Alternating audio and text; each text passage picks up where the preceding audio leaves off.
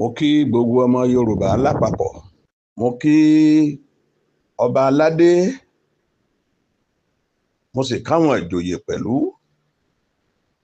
mo kí ẹ̀yin ọ̀tọ̀kùlúùlú, mo kí ẹ̀yin tí Ọlọ́run ọba ti gbọ́wọ́ rẹ̀ sókè wípé ẹ ò ní wálẹ̀ láéláé. Mo kí àwọn àńbẹlọ́run tí mo nígbàgbọ́ sí wípé ní orúkọ Ọlọ́run ọba alààyè tàtìlẹ́yìn ànábì wa Muhammad pẹ̀lú orúkọ tó ju orúkọ lọ jẹ́ Jésù Kristi, àṣeyè ní gbogbo wa ó ṣe. A ò ní kú sọ́nà bí èéfín, ọ̀rọ̀ wa ó sì dayọ̀. Ẹ kú àṣekù ọdún, ẹ kú ọdún ọmọ Yorùbá. Mo kí yín ní gbogbo ibikíbi tí ẹ bá wà tẹ́ ẹ ti ń gbọ́ mi. Ẹ kú ọjọ́ mẹ́ta. Ẹ má bínú wípé ó pé a pípẹ́ tó pẹ́ ká lè pẹ́ láyé ni. Ètò ọ̀rọ̀ àgbà tẹ́ ẹ máa ń gbádùn ó ti tún bẹ̀rẹ̀ sí ní kalẹ̀ báyìí nínú ọdún 2026. A dúpẹ́ lọ́wọ́ gbogbo yín fún àtìlẹ́yìn pé ó lọ́jà yìí àwọn èèyàn tí ẹ̀já sinmi wọ́n bẹ̀rẹ̀ sí ní pèpè kí ló dé.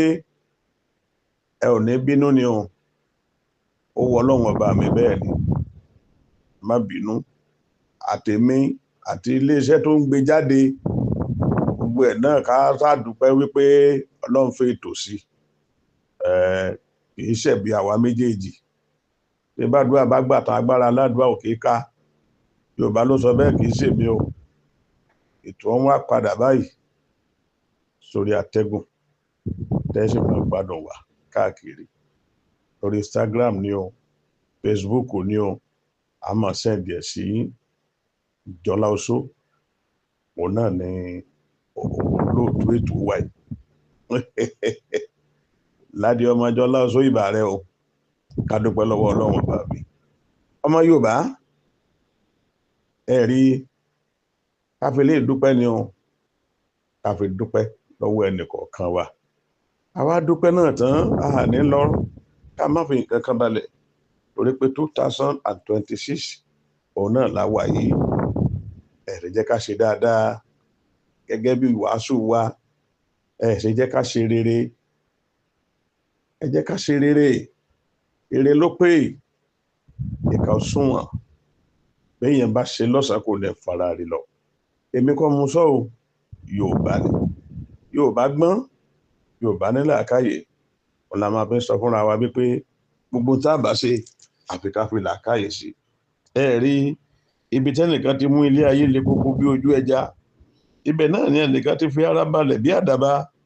Ìgbésí ayé ejò mọ̀nàmọ́ná náà ni ẹlòmíràn ń gbé. Bẹ́ẹ̀ ni ara ẹlòmíràn sì tutù bí ìgbín tó wà nínú òkòkò tí wọ́n da iyẹ̀pẹ̀ sí, wọ́n fomi wẹ̀ tiẹ̀, gbogbo nǹkan wá wà ń bẹ̀, ó wá tutù mínímíní. Ẹlòmíràn fi ara balẹ̀, ó fi ara rẹ̀ pamọ́ bí ejò ọká. Bẹ́ẹ̀ kẹ̀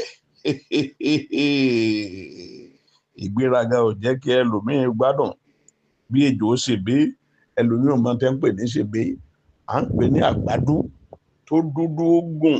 Ejò náà jẹ́ ejò kan tó burú. Ìgbésí ayé ọmọ èèyàn pẹ̀lú ẹranko ńgbà míì kò mọ̀ sí yàtọ̀ o.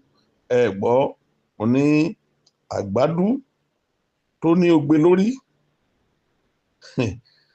ni wọ́n, àgbádú tó ní ogbe lórí inú wọn ò dára. Ọmọ ènìyàn ẹlòmíì burú bí ejò. Bí wọ́n wá rí bí ọ ti jẹ àfi kí wọ́n dínà rẹ̀. Bí wọ́n rí bí ọ ti fẹ́ ṣiṣẹ́ ajé rẹ̀, wọ́n ní ta ní ń bọ̀. Ọ̀rọ̀ ilé ayé wà le kókókó. Kí la fẹ́ gbà nínú ẹ̀? Kí lèrè tó wà nínú rẹ̀? Àṣẹ̀yìnwá àṣẹ̀yìnbọ̀, at the end of the day ẹ rántí ikú o, tí ìṣẹ́gun alágbára. Ọmọ ìyá mi, kò sí tó fẹ́ gbà nínú iṣẹ́ bí o, kò sí nǹkan kan tó fẹ́ gbà nínú iṣẹ́ bí. Àfi tó o bá farabalẹ̀, tó o fi ìwà ìkà sílẹ̀, àfi tó o bá ṣe dáadáa.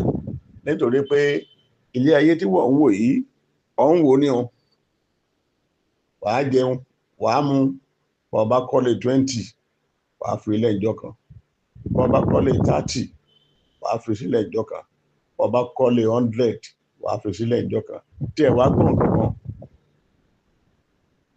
ọ̀tẹ̀ ní tí ìfilé náà sílẹ̀ tọ́ ní lè débẹ̀ mọ́ ọlọ́run ní fàìsàn sí ẹ̀ o ò dọ́sítù ni o ò lọ́wọ́ tẹ́pẹ̀lì ayé ni ìsítí ọ̀rọ̀ òun làkọ́kọ́ ọ̀rọ̀ mi nínú ọdún yìí ọmọ Yorùbá